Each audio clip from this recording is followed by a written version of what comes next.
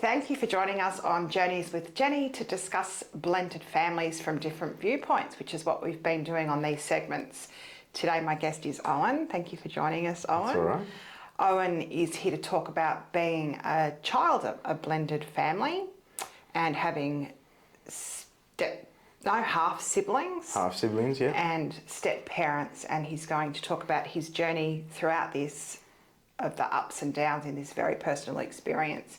If you've got any questions that come out of this, you can email us at journeyswithjenni2025@gmail.com and we'll try our best to get back to you with answers to your questions.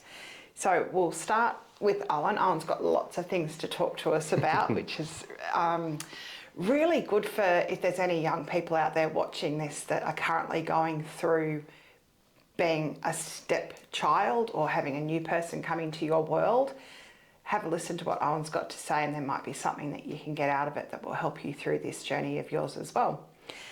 Owen, you are now in your early 20s. 23. 23. Yeah, a bit of a scary reality, but yes. That's now when your brain is fully formed as a male and you have to start growing up. Oh, that's very concerning. If I'm fully formed now, then I've got a long way to go. You might be the exception to the rule. Hopefully. So you have got two stepdads, really? Yep. And you've got your own dad that's in your life. Yep. You have a stepmum, your own mum, and and we're going to use the word half and step, unfortunately, but that's just so you can see the family tree. Just for an idea of it. Yeah, two half siblings, no step siblings. Right. Yeah. So yeah. Well, I do, but we'll get into that. Yeah, okay, right. Tell me, when your mum and dad separated, how old were you? I believe I was somewhere between 2 and 3. I was quite young. So I guess it just sort of, it was probably, I'm glad I was young. I had a friend who his parents separated when he was 16 and it really affected him. Yeah. I was young enough that I didn't know what was happening. Yeah. So that definitely helped. Yeah. And that just became your normal. Yeah. Whereas when you're 16, you've already lived. That's it. Yeah. And that's such a formative time of your life. Yep. I'm grateful that it happened early and I got 2 separate full lives, I suppose. Yeah, right. Okay, so you're about 2 or 3 years old and you stayed living with your mum. Yep. And then you got to still have your dad in your life. Yeah. In school holidays? So Dad had moved, I was in Cowra with Mum, Dad moved to Cooma. So school holidays, public holidays, long weekends, I'd spend time with Dad. I think he was working at Toyota or Ford, he was doing his mechanic stuff, and I spent a lot of time with him. He'd take a bit of time off work and we'd hang out together. Can you remember that? Probably not when you were 2 or 3, but maybe. I remember his 2-bedroom flat that he was in. It absolutely screamed recently divorced. How so? He had, I remember the lounge was probably from the 70s or 80s. It had definitely been passed through a few times, been around a bit. And I don't know how to explain it. It was almost like a midlife crisis in his early mid-30s. Yeah. Very simple man. No decorations on the walls. Biggest TV he could find. Like a bachelor pad. Yeah, massively bachelor pad. It was a good little place. Yeah. Yeah. I used to love going there. And he had a room there for you? Okay. Which would have been good because it means that he wanted you and was waiting for you. Yeah. Some people can't have a room ready, so doesn't mean that your parent doesn't want you there. Oh, no, of course not, Yeah. And, all right, so you saw him and kept really regular contact with him? Yeah, he'd call me every night, so we spoke basically daily, yeah. What was that like? I've heard some kids say that that's hard because they haven't got anything to talk about. But did you like that he maintained that connection? Knowing that the effort was made. It was definitely, I probably didn't realise it at the time, but looking back at it now, I know that he'd call and he'd find things to talk about, even if it was just a 5-minute phone call. Yeah. Like it was always just, a quick chat. The connection. Yeah. And your mum and dad, you're very lucky because your mum and dad always maintained that you were the priority. Yeah. And they kept their relationship. Yeah, they always joked that they got along better after the split up than they did when they were married. And they were together for about 8 years, I think. Yeah, 8 to 10, somewhere there. Yeah. Yeah, so a long time. Yeah, definitely. Yeah. Yeah. And then let's talk about your mum first. Yep. With her permission and great respect. I've heard she's absolutely. a lovely lady.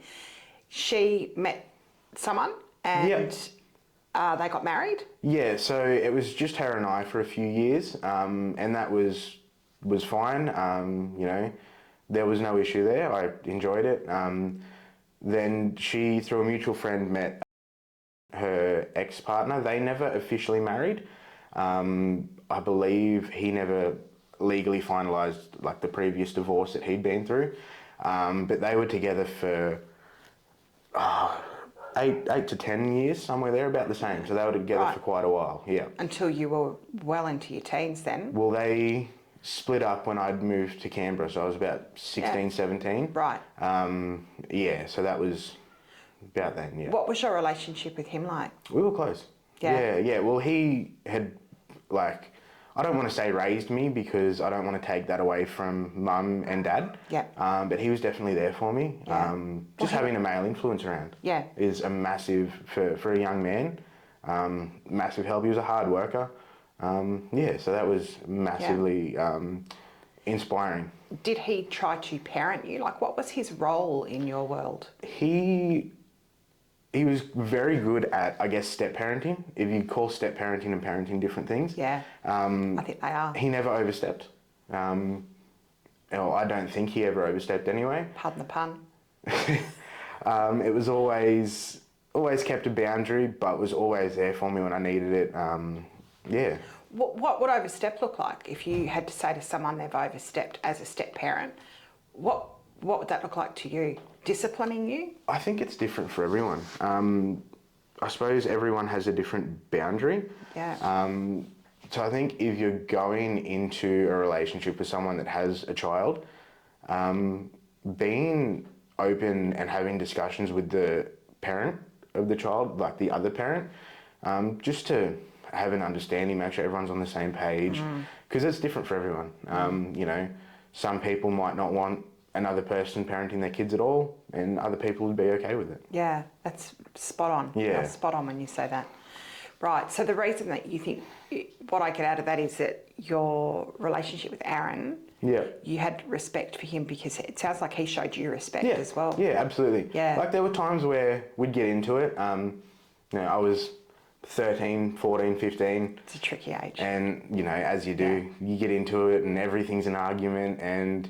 But looking back on it, it was just teen angst, I guess. Yeah. I had to rebel against something and he was there. Yeah. When they split up, did you maintain a relationship with him? For a little bit. We spoke a bit because when they'd split up, they'd both moved on quite quick, which at the time I thought was a bit strange, but I suppose everything happens for a reason. They're both very happy now. We kept in contact for quite a bit. He moved to Condobolin. I was still in Cowra, and I started working with the Department of Primary Industry, just doing harvest with them, and we were in Condo, and we met up then. You know, we stayed in contact for a bit. We still talk. I message him on Father's Day every year. Yeah. His birthday, Christmas, all that. Yeah, but there's no real regular conversation, but still keep in contact. Yeah, that's fantastic. Yeah. Okay, we'll stay on your mum. Yeah. Then after her and Aaron split up, your mum met. Yeah. And you were about 17. Yeah, so I had moved to Queanbeyan with Dad. Right. Before they had started dating. So it was a bit strange in the sense that I wasn't there to see it progress or see it happen. But I know Mum was happy because I still spoke to her on the phone and I'd go back to town every weekend. So I met her a fair bit and yeah. So the relationship with Aaron would be different to the relationship with Aaron. Very. Because you're not in the house. That's it. You're older. Yeah. And he's sort of not taking on that parenting He didn't role. have to raise me, I guess. He was just sort of, I was an adult, a young adult at that point. You know, I guess mature to some extent, as mature as you can be for an 18-year-old boy. Yeah. And so it was just sort of, I never saw him, and still, even though they're married now, they've been married almost 5 years, it's funny, I still have a respect for him as a step-parent and a lot of it, but I still don't see him as like a stepdad, I suppose. I'm like, oh yeah, it's mum's husband. Yeah, okay. But not yeah. in the sense of he's not a step-parent, because he is. Yeah. And he's great. Like, he's very knowledgeable. He helps me with a lot of things. We've got a lot of common interests, so we get along very well. That's great. But I think more just that I was an adult when I met him. So it was a bit more of just, if we had have met and he was never with mum. Excuse me. Bless you. If he had have met, if he and I had met and he wasn't with mum, we probably would have been friends on some level. Ah. Yeah. Interesting. Yeah. Yeah. And it's interesting too because, as you said, like you're older, you're a bit more mature. Yeah. So you get to have a different relationship with him from the get-go. Absolutely. And you get to know him as a person, like you just said, someone that you'd probably be friends with on the outside. Yeah, to some extent, yeah. Yeah, okay. So that's a good relationship that you've got with both stepdads. Yeah. And you still refer to them as your stepdads. Yeah. Yeah, okay. That's great. Yeah. What do you think? I'm getting everyone's names confused. Yeah, they're a bit. Second. So there was. Sorry. Current. Yeah. Done right. Yeah. To earn that respect, what do you think done right as a step parent? As a step parent, I suppose just that we have a common interest, so we can talk, we can get along a lot. I suppose as an adult, there's nothing he really has to do to earn respect as a step parent. It's just sort of is what it is to some extent, I suppose. Do you think it comes back to that he's showing you respect as well? Yeah, absolutely. Yeah. I think respect is a really big thing. Definitely. And not trying to come in and be this person. Yeah. Like just let it, I think let it flow as it happens. And like you said, like you'll find out your common interests together, let it flow and show respect. And you've obviously shown him respect too. He's come in at a much easier time. Definitely, yeah. Than coming in when you're 5 years old. That's it. Because that's much harder. Yeah. Okay, well that's really great to hear. Really great to hear. Tell me about your dad then. He met his wife. Yeah. And I think it was around the same time you were about... Yeah, it would have been about... 4 or 5, something. Yeah, I think... That. Sort of came into the picture around the same time. Funnily enough, they were both born, I think they were only a few months apart. Oh, wow. In age, so they both sort of came into the picture at a very similar time. And I think that helped some level of normal, like, I felt normal. I just had 2 families. Yeah. Yeah. I wonder how that happened, that you felt normal in that situation. Obviously, it's because the adults made that situation feel like that for you. Being so young as well, I didn't really have an idea of what was, not what was right and wrong, but I didn't have an idea of what was normal. Yeah. So growing up, that was normal. Yeah, that makes sense. Yeah, and then, you'd go to school and you'd see people that, what are you doing for school holidays? Oh yeah, we're going somewhere with mum and dad. Oh, well, I get to go to Canberra with dad and we're going to, well, they were in Bega at the time. Yeah. So, I get to go to the beach and that with dad and Anna. And if mum wanted to go somewhere, we used to go to Queensland a bit. So there was always different, they were 2 different families altogether. Yeah. Like different vibe, different, yeah. Did you ever feel like you wanted it to just be dad for the school holidays and not as a person, but as a figure? Like, No, I always got along very well with him. Yeah. I found even now I come up and I always like to see her and Yeah. What do you think she did right to let that happen? Put up with dad for so long, I suppose. She was there for me, same thing. She didn't overstep. No. Yeah. Because they didn't have until a few years later. So for a while it was just them, and then I'd come over for school holidays, and she was always accommodating of me. She was always, I suppose, seeing dad go from like that bachelor pad that we spoke about, the sort of dingy, 30-year-old single man, to having, a vacuum cleaner and a candle in the living room, you know, that sort of stuff. It was just nice to have a mother figure as well. Everywhere I went, I had a mother figure with Dad and a father figure with Mum. Yeah, that's nice. Did your mum ever feel jealous? Mum and Dad get along great. Yeah. Yeah. Wow. Yeah, really well. Yeah. Okay, that's really good. And again, coming back to respect, that's what I'm getting out of this whole story that you're telling me, is that people have shown each other respect. Yeah. And probably showing that to your mum. Yeah, there was never any animosity or any like low shots or anything like that. It's always been, respectful. Yeah. So when you'd come and you'd stay with Dad and Anne during the school holidays, did you ever feel like, I just want to stay home? I get homesick a lot. Yeah. I still do. Yeah. So I remember talking to Dad and Anne not that long ago about this, and they found the sweet spot was about 10 days. Yeah. Because school holidays was 2 weeks, 14 days. If I went for 1 week, it never really felt like enough. The full 14 days would be too much. So they found, that 10-day sweet spot. Yeah, okay. So every school holidays was 10 days. And you didn't feel like there were times when, you know, when you're in your early teens and all your friends are going to the local pool in the school holidays and everyone's hanging out and having slumber parties. Do boys call it slumber parties? Sleepovers, I suppose, yeah. Did you ever feel like, well, I've got to go to Dad's and I'm going to miss out on everything that my friends here are doing? I was always very introverted. I only kept a small circle. Yeah. And even then, that small circle were, 3 or 4 really close friends. And they all, I wouldn't say it was similar situations, but we only did that sort of stuff if everything lined up. So there was never, if there was 4 of us, 2 of us wouldn't hang out, 3 of us wouldn't hang out. It would only be the 4 of us. Yeah. So there was never any jealousy of, I could be with my friends right now. Yeah. Because they weren't together. It was only if we were all sort of together that it, Wow. And that helped because there was never any, jealousy of... Or one person feeling left out. That's it. No one ever had to feel left out. Yeah, that's really good. Yeah. So when they had sister, well, we're going to say half sister just for the family tree part of it. Dad and Anne had Tubby.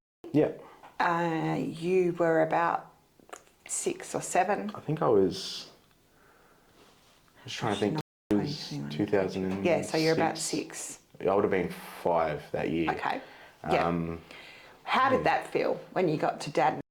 Now there's this baby. That felt great because I got to be an older brother. Right. Yeah.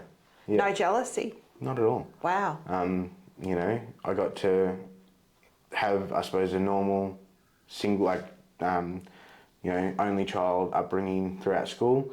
And then on holidays, I got to be an older brother. Which, I enjoyed. Yeah. A couple of other people have actually said that because at home with Mum, it's just quiet and you're the only person at the centre of their world. Yeah. And then when you get to go to Dad's house, you become an older brother. And I found when I moved in with Dad later on, we hated each other, Tony and I. Yeah. Yeah, as she was living together. I moved here, she was, I think, 11, 12, 13, somewhere around there when I first moved up. So it was, we were always fighting and arguing but we get along fine now. Yeah. I think we just can't live together. A lot of siblings are like that. Yeah. And you also have a half brother. Yeah. And you get along with him well. We talk all the time. Yeah. Yeah, we call a few times a week. And that's great. That's really good. So Owen, out of your journey in this blended family, what do you think one of the biggest lessons you've learnt from it? Or if you had to talk to someone and give them some advice? I don't know if there'd be a single lesson out of it. I'd say be open-minded. Be willing to just accept change because no one likes change. Change sucks. Until you get used to it, it sucks. But if you keep an open mind and just whatever comes your way, roll with the punches and Yeah, that's good advice. Yeah. Very good advice. Make it work, I suppose. Yeah. And if you were talking to the adults in the situation and saying to them, coming from a kid's point of view, anything that you'd say to an adult, there's a lot of parents that are finding it really difficult to get along. Like, to be honest, your situation is very rare. Yeah. And very unique. Yeah, I'm very grateful for that everything just works. Yes. For someone that's sort of coming into being a step parent, I would say would be to, I guess, tread lightly until you just find a sweet spot that works. Communicate is the biggest thing. Yes. Speak with both parents, make sure you're open about everything, and yeah, you know. Yeah. It comes down to the age of the child. You know, because I said I was so young, it just sort of worked. As you get a bit older, it is different. It's different. It just comes back to that change until things feel normal. Like, it's going to be off. Things feel odd. Yeah. And that's normal. Yeah. That things do feel odd. It's normal for it to not be normal. Yeah. Good way to put it. A lot of parents aren't receptive to children coming and telling them how they're feeling about it, though, because they're so stressed about trying to make it work. That's it. They don't want to hear that the child isn't feeling comfortable in the environment. Yeah, and it's funny that you say that, because they want what's best for the child, but then, like you said, don't know how to accommodate that. But it just comes down to communication, regardless of how old the child is. Ask them how they feel and accommodate around it. And be open to receiving feedback that you might not want to. Yeah, definitely. No one wants to hear bad feedback. Yeah. You know, everyone just wants to hear that life's all sunshine and rainbows, but it's not. Yeah. Bad things happen, and you just switch things up until it works. Yeah, that's good advice, and it is all about the communication. So one of the other questions that I like to talk about on the podcast is what would you share with someone who's starting out? But I think we've kind of covered that as we've talked about it, because communication is what it is. And what I've got most, and I've already said this, but what I got most out of what you've talked about is respect. Yeah. All around. Like, everybody seems to have respected each other. And isn't it refreshing? Because you've probably talked to other people who haven't had experiences as wonderful as yours has been. Yeah, definitely. Isn't it so great that in your journey, the adults have actually been adults? Yeah. And not made it about... No one's been childish or made it about themselves, or it's just... Yes.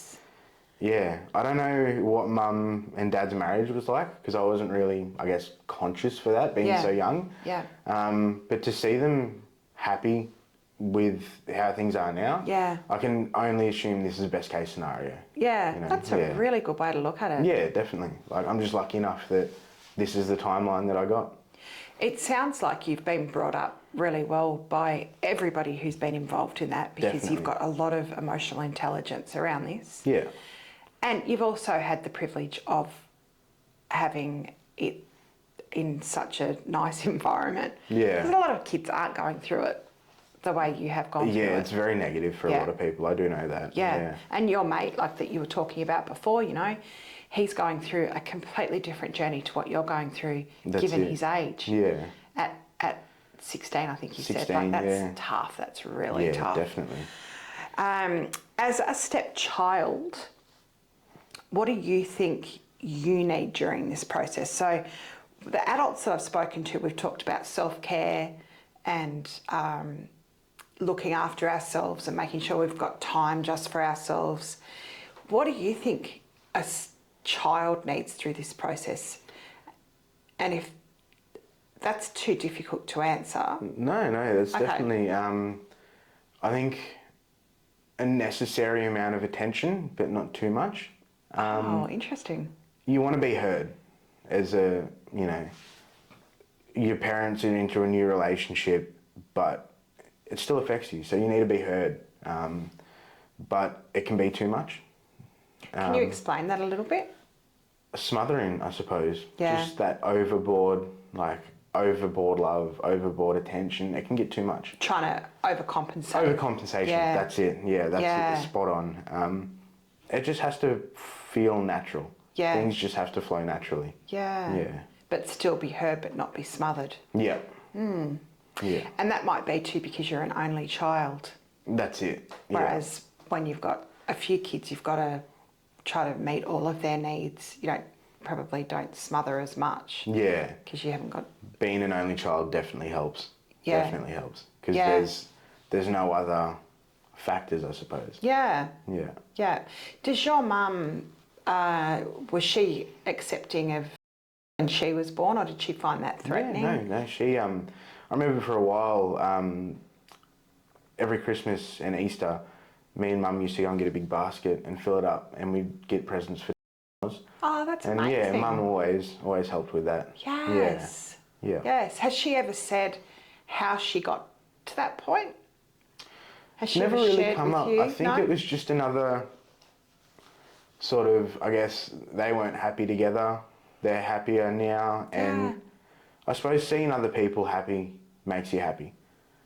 True. So I guess True. her seeing that Dad's got, he's happy, they remarried, he's got a daughter. It's, you like to see other people succeed. Yeah. And Mum and Dad are both emotionally mature enough to support each other. That's what it is. Yeah. Yeah. That's what it is. There are a lot of people that can't comprehend that you can be happy outside of yourself. Yeah, or want to see. And also, they've obviously split up on pretty good terms. Yeah. But a lot of people haven't. Yeah. So if you're thinking, why aren't my mum and dad like that? Well, who knows why your mum and dad did split up? Not yours, I'm saying other people. Yeah. It could be really horrible circumstances. So then, therefore, it's really difficult for the other parent to have that respect for their ex. Yeah. Whereas your parents, everything was just mutual. meant to be. Yeah. They're happy. Yeah. Well, after what you've heard Owen talk about, if you've got any questions that you'd like to send to us to answer, we're happy to do that. journeyswithjenny2025@gmail.com. Owen, that brings us to the end of our journey with Jenni. Yep. Thank you so much for being so open and right. honest. Thank you for having me. And it's so refreshing to hear such a really good story. Yeah. So, no, I'm glad. Thanks again. And thank you for coming on this journey with Jenni. See you next time. Thank you.